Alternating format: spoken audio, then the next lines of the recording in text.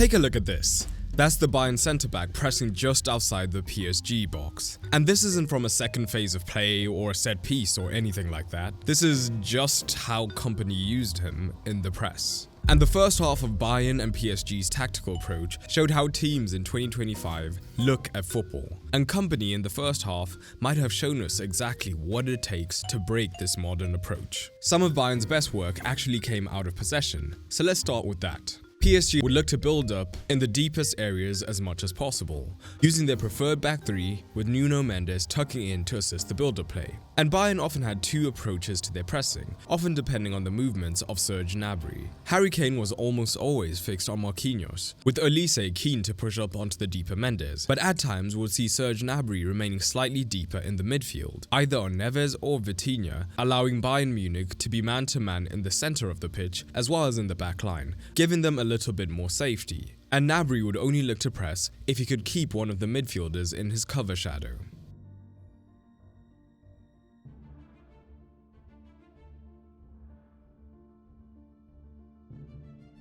Bayern wanted to apply as much pressure as possible, but if any player was going to be granted the extra space, it would be Pacho, as Bayern would be happy to force the big centre-back to attempt riskier passes to get the team higher up the pitch. Even when Vitinha dropped into the backline to make it a 4, Kimmich would push up beyond Gnabry to keep that man-to-man pressing system going throughout the pitch. But we have to talk about just how aggressive Bayern Munich could be in the press. See, in general, as teams have become increasingly positional when in possession, defensive teams have realized that zonal marking is inefficient because positional play is designed to take advantage of these spaces in between the zones. Man marking, on the other hand, allows absolute pressure to be applied to the opposition at all times, regardless of whether they play positionally or they're a lot less positional, like PSG. So Gnabry would spring forward from his more midfield position to apply pressure onto the centre-back when possible, so that now they were either 3 versus 3 or 4 versus 4 against the backline. The danger, of course, was now they would be 3 versus 2 down in the midfield, but that's where the Upamecano factor came in.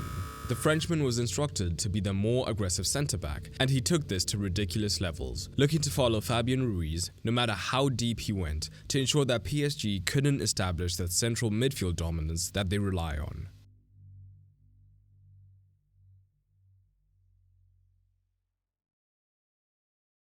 And this was effective, with the centre-back often breaking up the play even high up the pitch. But such a risky defensive system means there needs to be massive trust in all 11 players, particularly the centre-backs who are left man-to-man in these zones. And here's the thing, the man-to-man press has a lot of inherent risks built into it, and a team as good as PSG would have many ways of breaking it. And there are several ways of looking to do that, but the 3 most common are through physicality, technicality, and rotations. And where PSG looked like they could hurt Bayern in that first half was physicality, which is having players with a physical advantage over the defender. And in this case, that physical advantage was speed, as the front 3 were all pacier than their opposite numbers. So if a PSG man got even momentary space deep, we saw the wingers making runs in behind, and they did have luck getting in on goal in this manner.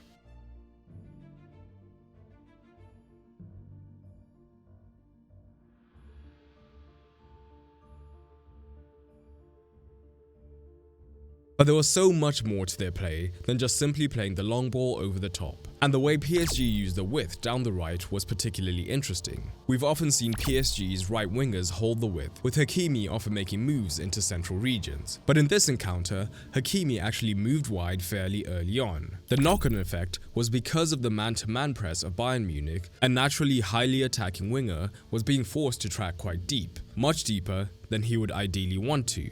And while he wasn't fully taken advantage of in this encounter, we did have a few scenarios like this, where Hakimi would get on the wrong side of Diaz and would potentially have an advantage in the foot race if the ball did come over the top. But I want to focus on the Bavarians in possession, because PSG did try to use a similar defensive system, but Bayern took advantage of a few key differences. Oh, and if you're enjoying this tactical breakdown so far, check out the top link in the description, which will take you to Tactics 12, which is my program that teaches you the basics of tactical analysis for absolutely free over the course of 12 days. When Bayern Munich were building deep, we saw the front 2 be dynamic, like we've seen throughout the season, and Kane in particular looked to drop deep. Extremely deep, often being the first man picking the ball up off the centre-backs. And the response of the PSG centre-backs determined what weapon Kane went with. Marquinhos was often the man assigned to Kane, and if he did not fully commit to dropping with the centre-forward, like we saw Upamecano doing for Bayern, the Englishman was not only the extra midfielder, but a midfielder with an incredible passing range and able to take advantage of any vacant spaces with runners in behind. And here's the thing, Bayern could make this even more dangerous when Gnabry joined Kane in dropping deep. Like we said, PSG were at times looking to use somewhat of a man-to-man system, but as Bayern built with the back two, it was often Barcola who joined Dembele in the press, with Zaire Emery taking up this hybrid position. So when defending, it was more of a midfield two. So having both forwards dropping deep would force PSG to decide between being 4 versus 2 down in the midfield and essentially giving up possession for the phase, or following through on the man-to-man approach and pushing their centre-backs high. Usually, they chose the latter, and it wasn't rare to see Pacho and Marquinhos higher up than their fullbacks. And most importantly, Bayern Munich were also using opposing movement. So as the forwards dropped deep and created space, we often saw Pavlovic from midfield, Stanisic or even Lima from right back aggressively attacking the space and looking to be played in.